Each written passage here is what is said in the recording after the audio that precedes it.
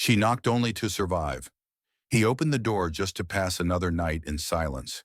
But fate had other plans. Eliza and Jonas were strangers bound by loss until danger forced them to become something more. Not just survivors, not just protectors, family. The wind screamed through the valley like a wounded beast. Snow came sideways now, slashing across the dying light, devouring everything in its path. No trails, no markers. Just white and more white. Eliza Cooper pulled her shawl tighter across her shoulders, though the threadbare wool did little to fight the cold that gnawed at her bones.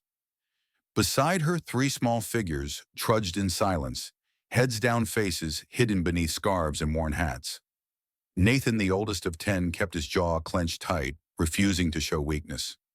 Lila, barely 8, clung to his arm, her steps faltering more and more with each passing hour. And Ben, sweet tender.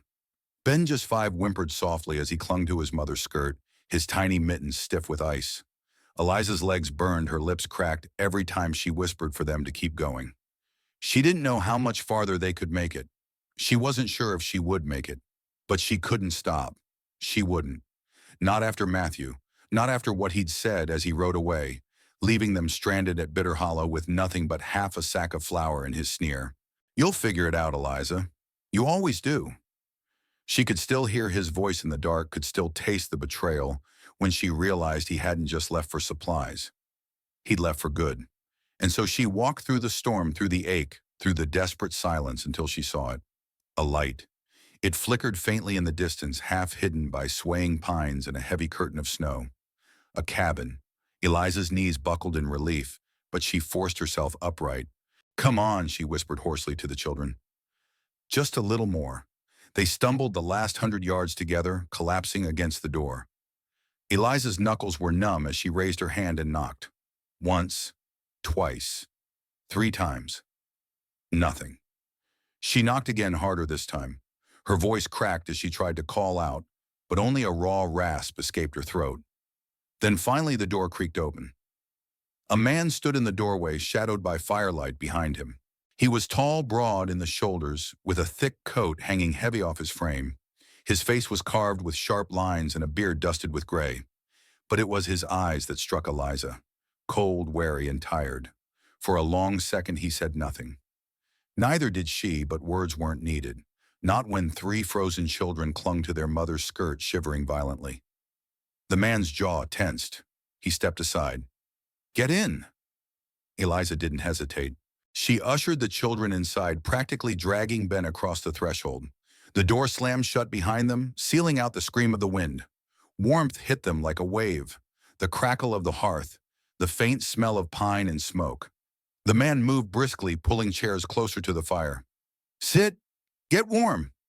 Eliza obeyed, unwrapping scarves and peeling stiff coats from her children's tiny bodies. Nathan helped Lila, rubbing her arms while Ben buried himself into Eliza's lap. The man disappeared into another room, returning moments later with thick blankets and a kettle. "Drink," he said, pouring steaming water into chipped mugs. "Ain't much, but better than the cold." Eliza accepted the cup gratefully, wrapping numb fingers around it as she stole a glance at their host. He moved like a man who didn't much like company. Everything about him, from the set of his jaw to the way his boots thudded on the floorboards, spoke of solitude. Still, he hadn't turned them away. "Thank you," Eliza managed, her voice raw from wind and fear. The man grunted. He stirred the fire, sending sparks leaping up the chimney. "You come far?" he asked, finally breaking the heavy quiet. Eliza hesitated, but something about his steady presence, the way he didn't press, made her answer. 3 days, she whispered, east of Bitter Hollow wagon. Broke walk the rest. The man didn't blink. Why, the word hit harder than she expected. Simple. Director. She swallowed, eyes darting toward her children, now huddled and half asleep near the hearth. "Left," she said finally. "Had to." That seemed enough for him. He didn't pry. Instead, he nodded slightly and leaned back against the table, arms crossed. "Name's Jonas Hale," he offered after a pause. "Eliza Cooper," she replied softly. She glanced at the children. Nathan, Lila, Ben. Jonas nodded again. His face remained impassive, but his gaze softened just a little as he watched Ben's small hand clutching the hem of his mother's skirt, even in sleep. "You're safe here," Jonas said quietly. Storm's got nowhere to go tonight, and neither do you. Relief hit Eliza so hard she almost sobbed, but she held it together. She always had. Instead, she met his eyes and whispered, "Thank you." Jonas only turned back to the fire, his silhouette glowing faintly in the flicker of the flames. Outside, the storm howled against the cabin walls, but inside, for the first time in what felt like forever, Eliza and her children were safe for now. Morning came slow. The storm had not passed, only softened. Its howl now reduced to a dull hiss, like a snake coiled outside the walls waiting for weakness. Eliza stirred first. Her back ached from sleeping upright near the hearth, but her eyes went immediately to the children. Nathan, Lila, and Ben were still bundled in borrowed quilts, their cheeks pink now with heat instead of cold. Ben's tiny hand was resting lightly on Lila's shoulder, and Nathan had shifted sometime in the night to curl protectively around both. They were safe for now. Eliza rose carefully, her legs stiff, and glanced around the cabin.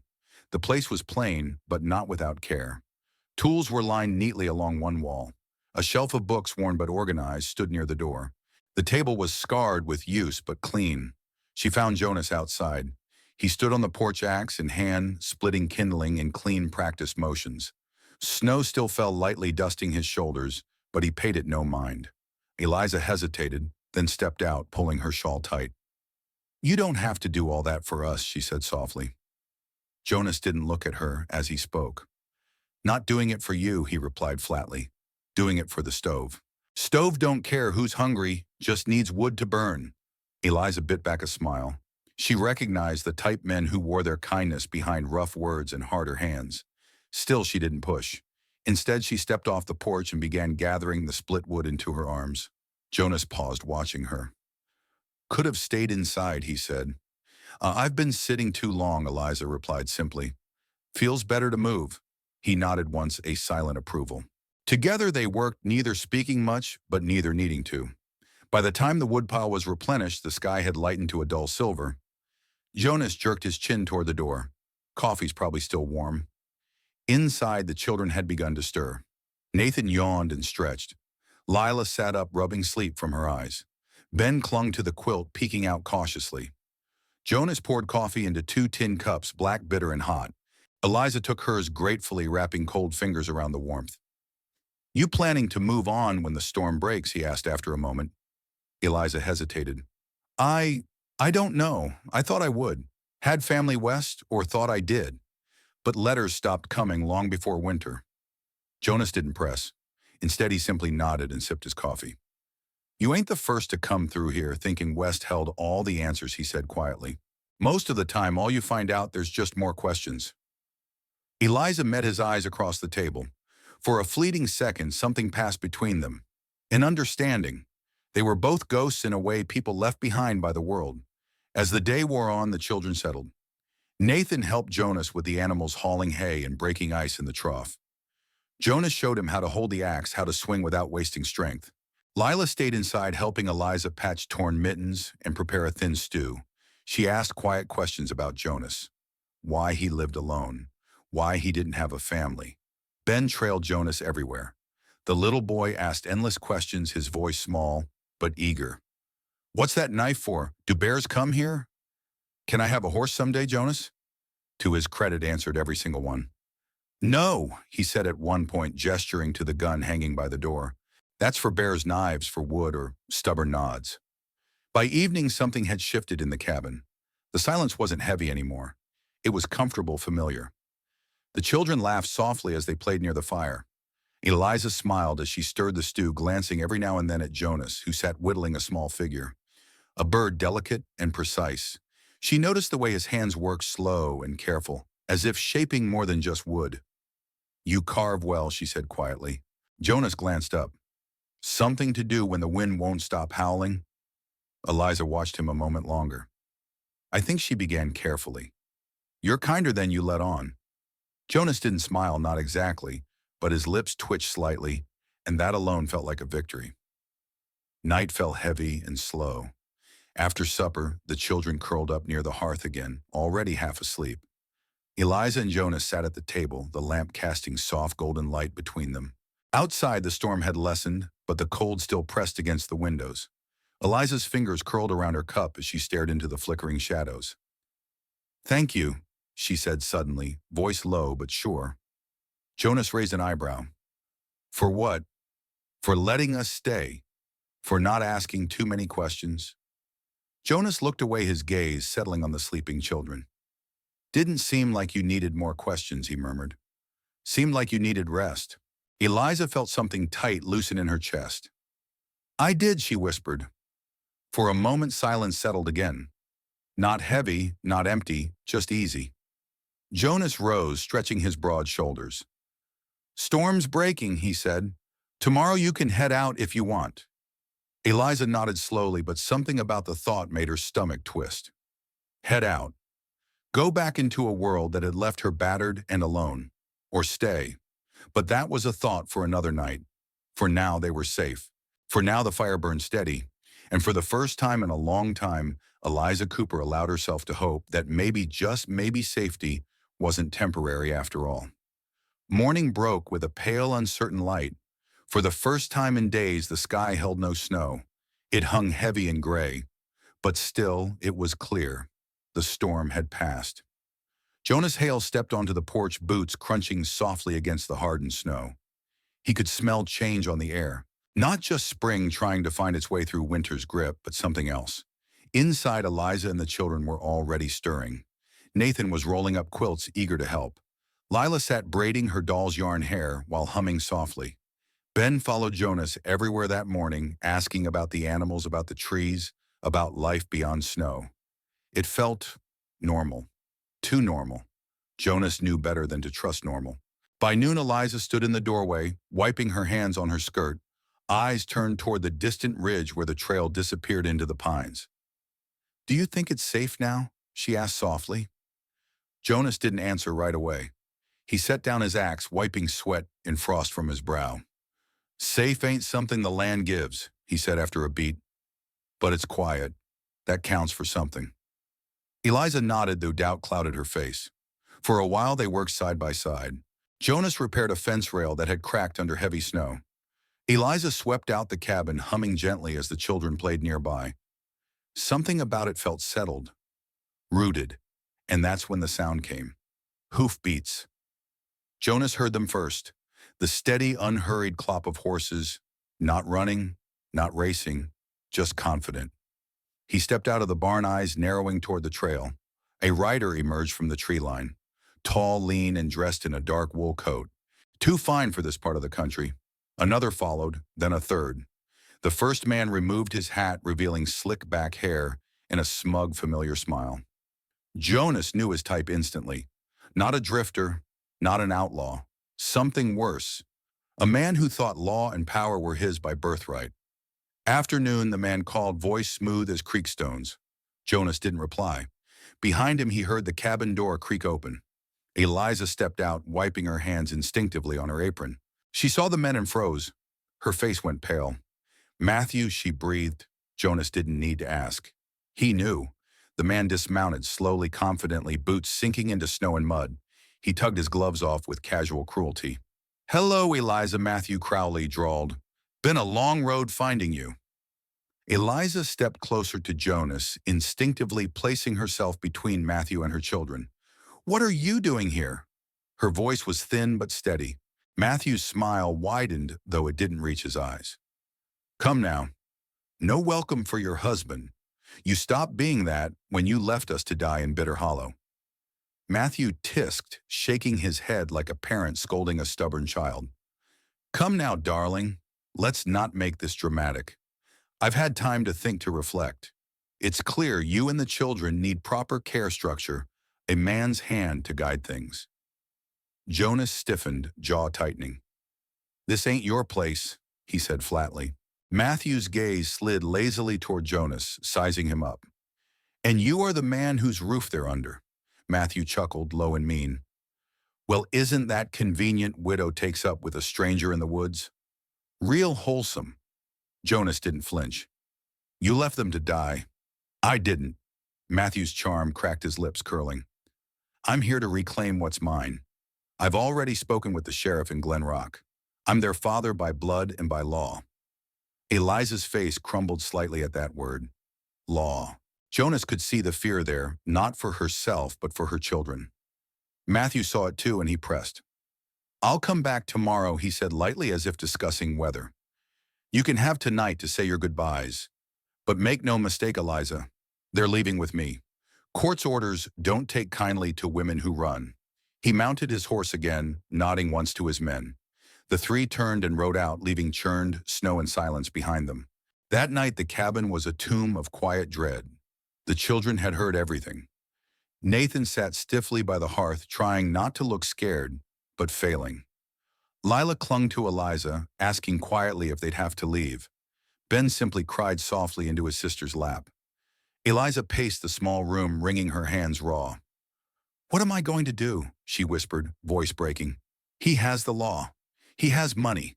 I can't fight that." Jonas sat at the table, staring hard at the flames. "You don't have to fight it alone," he said simply. Eliza stopped pacing, looking at him with red-rimmed eyes. "What do you mean?" Jonas leaned forward, voice low and sure. "I've seen men like him before. They think paper and threats make them untouchable. But this place, this town, they've seen what you are, what you've done. You kept these children alive. You built something here. He's counting on scaring you quiet."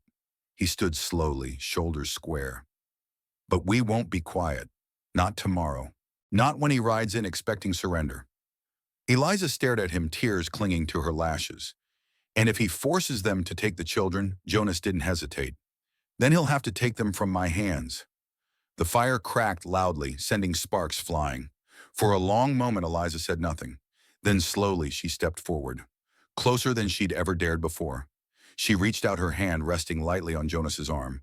"You would do that?" "For us," Jonas looked down at her hand, then back at her eyes. "For family," he said quietly. "I'd do more." Eliza didn't cry. Not this time. Instead, she nodded once, firm and certain. "Then we stand. Together." Outside, the cold wind whispered through the trees. But inside, two souls, broken and rebuilt, had just drawn a line in the snow. And by morning, Matthew Crowley would find out exactly what that meant. Morning came sharper than a blade. The sun rose pale and cold, casting long shadows over the snow-covered hills. It should have felt like a new day, a day for thaw and promise. But for Eliza Cooper and Jonas Hale, it felt more like the eye of a coming storm. Matthew Crowley would be back. He said he'd return, and men like him didn't bluff. Not when pride and control were on the line. Inside the cabin, Eliza dressed her children carefully. Nathan was quiet, his jaw tight. Lila asked if they had to leave. Ben, too small to understand, fully clung to his mother with wide, confused eyes. "You're not going anywhere," Eliza whispered to them as she brushed Lila's hair, forcing calm into her voice, "no matter what that man says." Jonas was outside before dawn. He worked with methodical purpose, chopping wood, checking his rifle, reinforcing the cabin's front door. He wasn't preparing for a war, not exactly, but he wasn't planning to back down either. By the time midday came, the tension in the air was thick as smoke. And then they heard it. Horses. Not just Matthew this time. He'd brought company. 4 riders came into view as the children crowded near the window. Jonas stood on the porch, arms crossed, as Matthew dismounted with deliberate slowness. His smirk was sharper today, confident. Behind him rode Sheriff Tate, a man known in these parts for minding his own business, as long as his pockets stayed full. Matthew swaggered forward like he already owned the land beneath his boots. "Eliza," he called loud enough for the whole clearing to hear. "I'm here like I promised. Time to bring my children home." Eliza appeared in the doorway, her back straight, shoulders squared, despite the tremor in her fingers. "They are home," she said. Matthew's smile thinned. "Let's not make this ugly. Sheriff Tate has the papers. Custody signed and sealed. I'm within my rights." Sheriff Tate unfolded a yellowed piece of paper and read aloud, his voice dull and official. "Eliza Cooper, you are hereby ordered to relinquish the children into the custody of their father, Matthew Crowley. Failure to comply." "That's enough," Jonas interrupted, his voice low but carrying steel. All eyes turned to him. Jonas stepped forward, placing himself directly between Matthew and the cabin. "I know what you are," Crowley, Jonas said evenly. "A man who left his family to die in winter. A man who sees people as property, but not here, not anymore." Matthew's eyes narrowed. "You don't have a say in this, Hale. The law does." Jonas didn't flinch. The law might not care who you are, but this town does. As if on cue, voices rang out from beyond the tree line. Mrs. Webb, Pastor Connor, old Doc Briggs. They came walking bundled against the cold faces set with quiet resolve. Behind them, others from town folks who had seen Eliza these past months watched her rebuild something fragile but real. "We stand with her," Mrs. Webb said, simply stepping beside Jonas. Pastor Connor nodded. "She raised those children with grace when no one else would." Matthew's confidence faltered. "This isn't your business," he snapped. "It is now," Jonas said, calm but deadly sure. The sheriff shifted uncomfortably. "Crowley, this paper's only good if people are willing to enforce it." Matthew's face darkened. His eyes darted between the growing crowd and the stone wall that was Jonas Hale. "You think this is over," he hissed.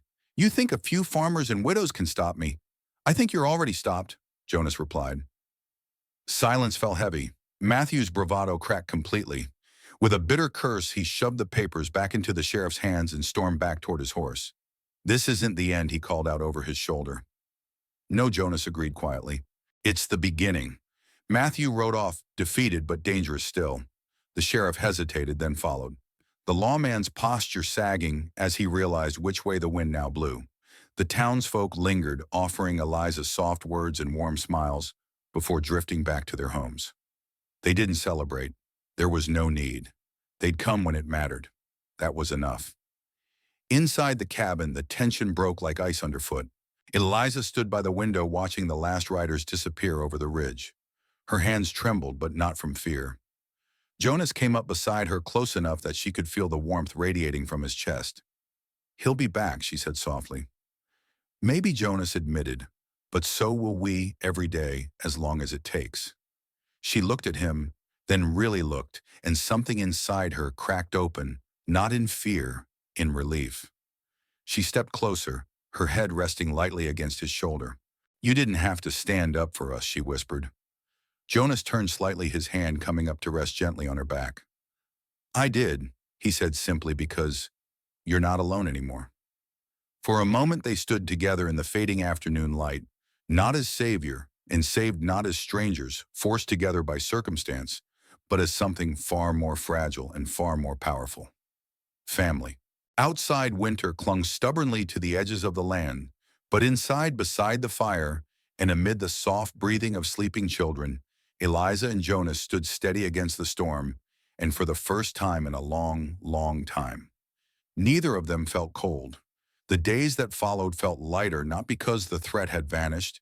Matthew Crowley's shadow still lingered somewhere beyond the ridge, but because the worst had not come. The children were still here.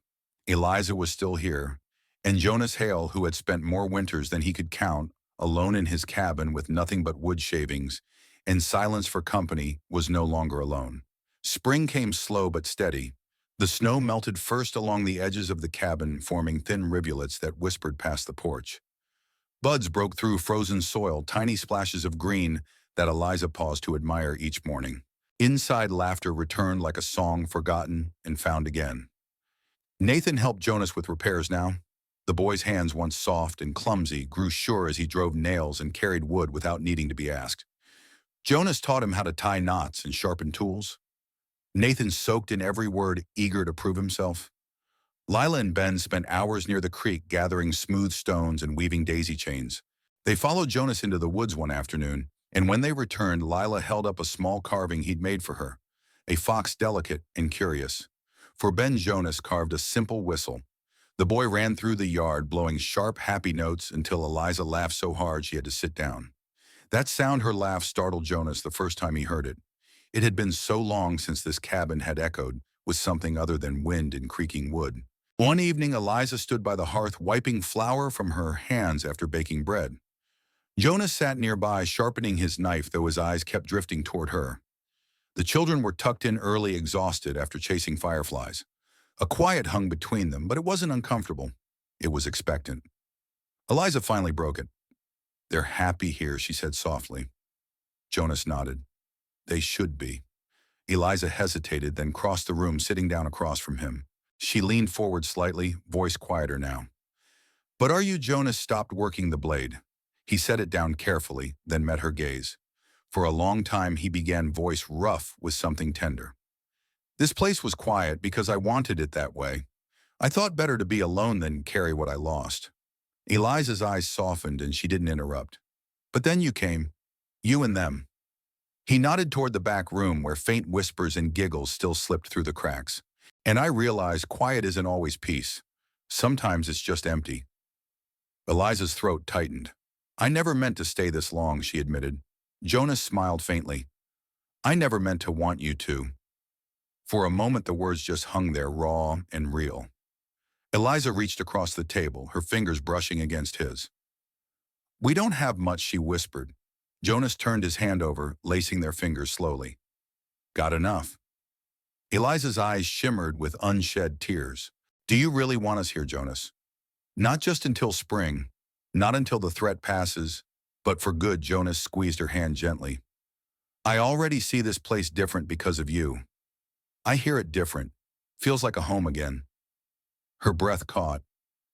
Then say it, she whispered. Please. He looked her dead in the eyes, his voice barely louder than the crackling fire. Stay, Eliza. Stay and make this your home. Make us your home. That was all she needed. Her face broke, tears falling silently as she stood and crossed the space between them. Jonas rose too, and before either could say more, Eliza pressed her forehead to his chest, her arms sliding around him tightly. Jonas held her steady and warm. Not with hunger, not with desperation, but with promise. The promise of mornings filled with bread, baking, and children's laughter. Of nights spent beside the fire, carving stories into wood and sharing dreams never dared aloud. Of family chosen, built, and fought for. Later that night, after the fire had burned low and the children slept soundly, Nathan stirred. He padded out quietly, finding Jonas, standing by the window, looking out over the moonlit valley. Jonas, the boy asked softly. Jonas turned surprised. Nathan hesitated, scuffing his foot against the floor. Is it okay if we call this home now? Jonas swallowed hard, his throat tight. Yeah, Nathan, he said quietly. It's home now. Nathan nodded, relief softening his young face. But before he turned away, he asked one more question, one that hit deeper than Jonas expected. Is it okay if I call you something else too? Jonas's chest tightened. What's that? Nathan shuffled closer, his voice barely a whisper. Pa. Jonas's breath caught. He didn't speak. He just reached out and pulled the boy into a tight hug, holding him close as the boy's arms wrapped fiercely around his middle. Eliza watched from the doorway, unseen but smiling, her hand resting softly on her heart. Outside, the last chill of winter faded quietly into the night, and inside the word home settled real and rooted in the walls, the fire and the beating hearts of those who now shared it. Spring had arrived in full now. The creek behind the cabin sang louder each day, its icy chains long gone. Buds burst boldly from trees that once stood bare, and the meadow grass reached greedily toward the widening sun. But still, winter's shadow had one more part to play. It came not in blizzards or bitter winds, but in the form of hoofbeats measured and familiar. Jonas Hale knew the sound even before he saw the rider crest the ridge, Matthew Crowley. This time he rode alone. No hired guns, no crooked sheriffs. Just a man worn thin, his fine coat dusty, his bravado dulled by distance and failure. Jonas stood on the porch when he arrived, hands calm at his sides. Behind him, the cabin door stood open, Eliza visible within, steady, composed. She didn't cower this time. Nathan, Lila, and Ben didn't hide either. They stood beside their mother, heads high, watching. This was their home, now their fortress. Matthew pulled his horse to a stop and dismounted slowly. His boots dragged slightly through the soft mud, his steps lacking the arrogant snap they once carried. Jonas didn't speak. He didn't need to. Matthew broke the silence first. I came for them, he said, voice rough and uncertain. Jonas raised an eyebrow. Last I saw, the court made that decision for you. Matthew sneered weakly. Courts change, so do people. Jonas shot back, his voice, cool but cutting. Matthew's eyes flickered toward Eliza. His jaw tightened, but there was no fire left. What is this, huh? He spat bitterly. You play house with my wife, raise my kids like they're yours now. Eliza stepped forward, then calm, resolute. They were never yours, Matthew, she said, her voice slicing cleaner than any blade. You gave them nothing but fear. You left them to die. Jonas gave them something you never could. Matthew scoffed, but it was hollow. I was their blood. Blood, Jonas said, his voice hardening. Doesn't keep them warm at night.